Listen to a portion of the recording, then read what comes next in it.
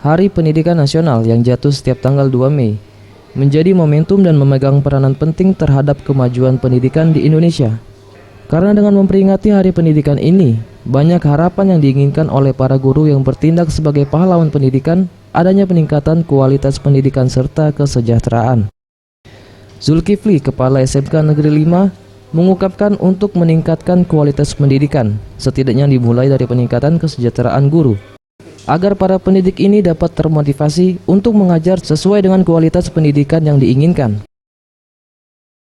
Namun ini juga perlu adanya bantuan juga dari pemerintah bagaimana meningkatkan artinya meningkatkan finansial para pendidik agar mereka dapat membangun atau bisa mengembangkan, mempunyai semangat motivasi dalam membangun pendidikan yang ada.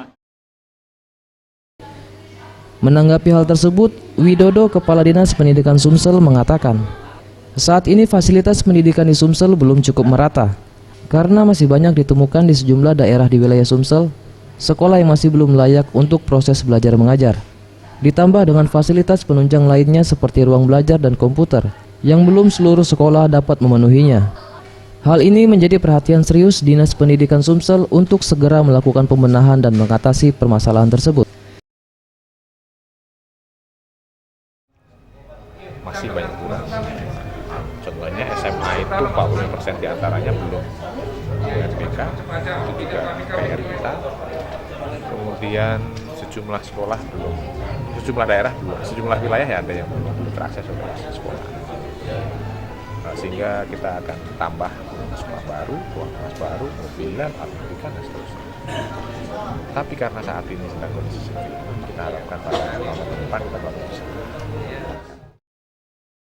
Permasalahan kesejahteraan guru serta masih minimnya fasilitas sekolah dalam mendukung proses belajar mengajar merupakan permasalahan klasik yang sampai saat ini masih belum dapat diselesaikan oleh pemerintah.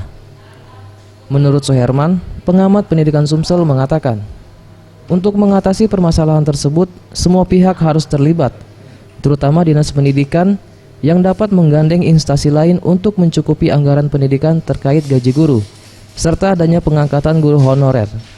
Hal ini dilakukan agar kualitas tenaga pendidik ini tetap terjaga dan peningkatan mutu pendidikan yang diinginkan dapat terwujud. Hari Pendidikan Nasional, saya berharap kita mengevaluasi bagaimana kesejahteraan daripada guru kita, terutama guru-guru yang masih honor.